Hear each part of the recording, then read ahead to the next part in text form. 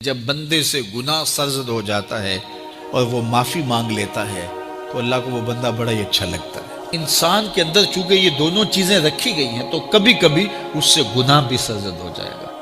نیکی اس کی عقل، اس کا فہم، اس کا ادراک، شریعت کی رہنمائی، انبیاء کی تعلیمات اسے بتائیں گی کہ وہ نیکی کے راہ پہ چلے، لیکن کبھی کبھی بائیں سمجھ سے جو خواہشات اور آرزو ہے وہ بھی اس کو گھیر لیں گے اور اچانک اس سے کبھی کوئی گناہ بھی ہو جائے گا۔ اور اگر اچانک اس سے کبھی گناہ ہو گیا، کبھی آنکھ بھٹک گئی، کبھی خیال بہک گئے، کبھی سوچ میں آوارگی آ گئی، کبھی زبان نے میلا لفظ بول دیا، تو پھر کیا ہے؟ پھر فوری معافی مانگ لے۔ مومن جب گناہ کرتا ہے تو ایسی کیفیت ہوتی ہے جیسے ابھی احد پہاڑ تلے آ گیا ہے، اگر اس نے توبہ نہ کی تو کچل دیا جائے گا۔ اللہ اکبر، تو پھر فوری معافی مانگتا ہے تو یہ اللہ کو بڑا ہی اچھا لگتا ہے۔ اللہ کہتا ہے فرشتوں سے کہ دیکھو میرا بندہ آخر میری دہلیز پہ آیا ہے نا، تم گواہ ہو جو میں نے اس کے سارے گناہ معاف کر دیے۔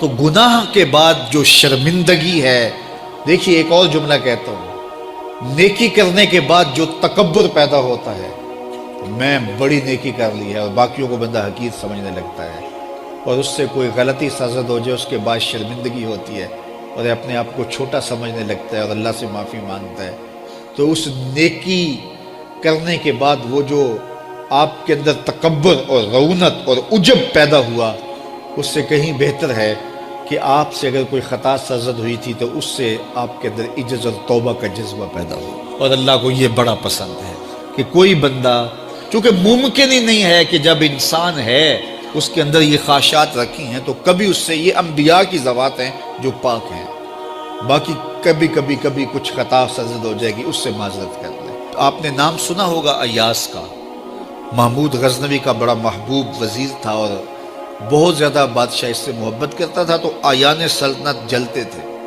تو بادشاہ گاہے گاہے کوئی ایسا منظر ان کو دکھلاتا کہ اس سے میں خاص پیار کیوں کرتا ہوں۔ ایک دن بادشاہ کے ہاتھ میں موتیوں کی بھری ڈبیا تھی اور محل کے اندر یہ ایک حوض تھا، تالاب تھا، تو اس کے اندر اس نے وہ سارے موتی پھینک دیے۔ شفاف پانی اور نیچے فرش پہ پڑے ہوئے موتی نظر آ رہے ہیں، تو اس نے ایک ایک وزیر کو کہا کہ یہ موتی نکال کے لاؤ، اور سنو اپنا لباس اور اپنا بدن نہیں بھیگنے دینا۔ تو سب نے کہا یہ کیسے ہوگا کہ موتی بھی تہ سے نکال کے لائیں اور بدن بھی اور کپڑے بھی نہ بھیگیں؟ تو دوسرے کو کہا، اس نے کہا حضرت یہ کیسے ہوگا، یہ شرط ہٹائیں تو پھر میں نکال کے لاؤں۔ جب بات آئی ایاز کی تو ایاز نے فوراً چھلانگ لگا دی، موتی پکڑے، ڈھونڈے، ہتھیلی میں لیے اور کانپتے ہوئے بدن کے ساتھ بادشاہ کے سامنے پیش ہوا، حضور یہ لے لیجئے۔ بادشاہ غصے میں تھا کہ میں نے کہا تھا لباس اور کپڑے بھیگنے نہیں چاہیے، تیرے بدن سے پانی نچڑ رہا ہے، تیرے لباس سے پانی نچڑ رہا ہے، یہ کیا؟ تو ایاز نے ہاتھ باندھ کے کہا بادشاہ سلامت، آپ کے دو حکم تھے، ایک حکم یہ تھا کہ موتی نکال کے لانے، دوسرا حکم یہ تھا کہ کپڑے اور بدن بھیگنا نہیں چاہیے۔ ایک کام میں نے کر دیا ہے، دوسری غلطی ہو گئی ہے، معافی چاہتا ہوں۔ تو کہا وزیرو یہ ہے خوبی اس کی، تم نے کہا ہم کیسے نکال کے لائیں، اس تالاب میں اتریں گے تو بدن تو بھیگے گا ہی بھیگے گا۔ تو کہا جب شہوات دی گئی ہیں، خواہشات رکھی گئی ہیں، آرزویں دیوانی ہیں، اور پھر اس کائنات کے اندر رہ کر کے حضرت انسان کبھی تو اس تالاب کی غلاظت سے اپنے آپ کو بھر ہی دے گا، تو پھر کمال کیا ہے کہ نیکی کے پھول پیش کر دے، سجدے کے موتی پیش کر دے، رکوع اور قیام کے موتی پیش کر دے، ہمدردی انسانیت کے ساتھ پیار کے موتی پیش کر دے، سارے موتی پیش کرے، پھر مالک کا جلال کہ تیرے کپڑے کیوں بھیگے، یہ گناہ کیوں کیا، یہ گناہ کیوں کیا، ہاتھ جوڑ کے کہے مالک اس کی معافی مانگ، تو اللہ تعالیٰ پچھلے گناہ نہ صرف معاف کرتا ہے بلکہ ان گناہوں کو نیکیوں میں تبدیل کرتا ہے۔ وہ ایک فقیر بادشاہ کے دربار میں جا نکلا نا، تو کہا کہ بادشاہ یہ تخت و تاج کیا ہوتے ہیں، اس کی کوئی قیمت نہیں ہے۔ تو بادشاہ ہنس کے کہنے لگا اس فقیر کو باہر نکالو، اسے کیا پتہ ہے کہ تخت و تاج کیا ہوتے ہیں، اس کی لذت کیا ہوتی ہے۔ جب خدام کھڑے ہوتے ہیں، استقبال کر رہے ہوتے ہیں، جب تخت پہ بیٹھے اور ساری رعایا نیچے بیٹھی ہوتی ہے، اس نے کہا نکالو فقیر کو، اس کو کیا پتہ۔ بادشاہ ایک دن شکار کرنے گیا تو وہاں اس کا گھوڑا جو ہے وہ سرکش ہو گیا اور ایسی جگہ پہ لے گیا کہ جہاں نہ پانی تھا اور نہ کوئی اور چیز. بادشاہ وہاں ہانپ رہا ہے کہ وہی فقیر مشکیزہ ڈالے ہوئے گزرا اور آواز دے رہا ہے پانی لے لو پانی لے لو. بادشاہ کی تو موت واقع ہونے والی تھی, آخری ہچکیاں تھی تو اس نے آواز دی پانی. تو اس فقیر نے کہا کہ ہاں تمہارے پاس ہے کوئی قیمت پانی دینے کی؟ اس نے کہا میں بادشاہ ہوں اس ملک کا. اس نے کہا ہوتے ہوگے, مجھے غرض نہیں ہے, میں تو بیچتا ہوں پانی. اس نے کہا بابا میں بادشاہ ہوں, جو مانگو گے میں دوں گا, مجھے پانی دو, میں مر رہا ہوں. اس فقیر نے کہا آدھی حکومت لگے گی. اس نے کہا آدھی لے لینا, مجھے پانی تو دو, کیونکہ مر گیا تو ساری جائے گی. اس نے پانی کا گھونٹ دیا, پیاس کی شدت تھی, جب پانی کا کٹورا اس نے منہ سے لگایا تو پانی حلق میں اٹک گیا. اب پھر دوبارہ مصیبت بن گئی. تو اس فقیر نے کہا کہ میں حکیم بھی ہوں, اگر کہو تو تمہارا علاج کر دوں.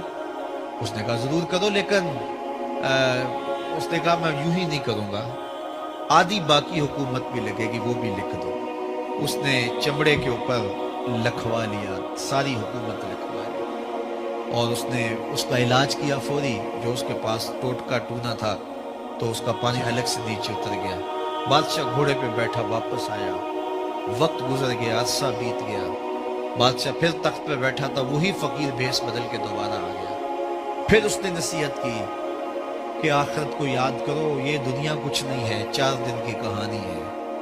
بادشاہ نے کہا تو میرا خیال ہے پہلے بھی کبھی آیا تھا, تو نہیں سمجھتا تخت و تاج کی لذت کیا ہے. اس نے کہا اس کی کوئی قدر و قیمت نہیں ہے, چھوڑ اسے, آخرت سب کچھ ہے. تو اس نے کہا نکالو اس فقیر بابے کو, یہ اس دن بھی آیا تھا تو آج پھر آ گیا ہے, اپنی راہ لے بابا. اس فقیر نے اپنے تھیلے سے وہ چمڑے کی دستاویز نکالی جس کے اوپر اس نے ساری حکومت لکھ کے دی تھی. اس نے کہا بادشاہ یہ ہے تیری حکومت کی قیمت, صرف 2 گھونٹ پانی, جس پر تو نازاں ہے, جس پر تجھے فخر ہے, تو قبل اس سے سورج مغرب سے طلوع ہو جائے, توبہ کا دروازہ بند ہو جائے, سانسیں اٹک کے حلق تک آ جائیں, اور ہماری زندگی کا دفتر سمیٹ دیا جائے, اور پھر پچھتائیں ہائے جو چند لمحے ضائع کیے, ہائے جو زندگی برباد کی وہ کیوں برباد کی. کل کے پچھتاوے سے بہتر آج کا پچھتاوا زندگی پلٹ ہوگا. وقت پر کافی ہے ایک قطرہ بھی آب خوش ہنگام کا, جل گیا جب کھیت برسا می تو پھر کس کام کا. آئیے میں اور آپ اپنی زندگی کو مالک کی چوکھٹ پہ, مالک کی دہلیز پہ لے جائیں, اس کے حضور سچی توبہ کریں, رجوع لائیں, اپنے گناہوں سے معافی مانگیں. وہ کریم ایک آنسو سے سارے گناہ معاف کر دے گا. اپنی آخرت کی تیاری کریں, کاروبار دنیا بھی کریں, لیکن اصل ہماری زندگی آخرت کی زندگی ہے. صحابہ کو خندق کھودتے دیکھا تو پیار آیا تو یہی کہا اللہم ان العیش عیش الآخرہ, اے اللہ زندگی تو آخرت کی زندگی ہے. فاغفر للانصار والمہاجرہ, میرے انصار کو بھی بخش دے, میرے مہاجروں کو بھی بخش دے. تو اللہ تعالی ہم سب کی مغفرت فرمائے.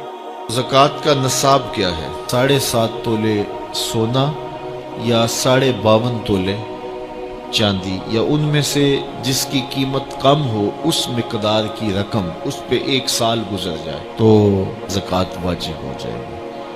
اور اگر کوئی تاخیر کرتا ہے تو گناہ گار ہوگا, لیکن اگر کوئی ایڈوانس بھی دے دیتا ہے تو زکوٰۃ اس کی بھی ہو جائے گی, کہ 2 سالوں کی اکٹھی زکوٰۃ دے دیتا ہے تو یہ بھی جائز ہوگی کہ اس نے ایڈوانس زکوٰۃ دے دی. اب زکوٰۃ کے مصارف کیا ہیں؟ زکوٰۃ کے مصارف جو ہیں وہ 8 ہیں. فقیر کو زکوٰۃ دی جائے گی. فقیر وہ ہوتا ہے جس کے پاس کچھ بھی نہ ہو, نہ گھر ہو, نہ مکان ہو, نہ اس کے پاس کوئی زر ہو, بس بالکل خالی مخالی, ایسا شخص فقیر کہلاتا ہے, تو اس کو زکوٰۃ دی جائے. دوسرا مصرف مسکین ہے. مسکین ایسے شخص کو کہتے ہیں کہ جس کے پاس اپنا ذاتی گھر تو ہے اور تھوڑا بہت کام کاروبار بھی ہے, بچوں کی روٹی روزی بھی چلتی ہے, لیکن اس کے پاس اتنے پیسے جمع نہیں ہوئے کہ وہ نصاب کی ملک تک پہنچے. یعنی 7.5 تولے سونا یا 52.5 تولے چاندی یا ان دونوں میں سے کسی ایک کی قیمت اس کے پاس نہیں ہے تو وہ مسکین کہلائے گا، تو وہ بھی زکوٰۃ کا مستحق ہے۔ تیسرا رقاب، یعنی غلام کو آزاد کرنے کے لیے اس کو زکوٰۃ دی جا سکتی ہے تاکہ وہ اپنی قیمت دے کر کے اپنے آقا سے اپنی جان چھڑا لے۔ اور چوتھا غارم، غارم وہ ہے جو قرضے تلے دب گیا ہے اور اس کے پاس قرضہ اتارنے کے لیے کچھ نہیں ہے، تو اس مقروض کا قرض اتارنے کے لیے اس کو زکوٰۃ دی جا سکتی ہے۔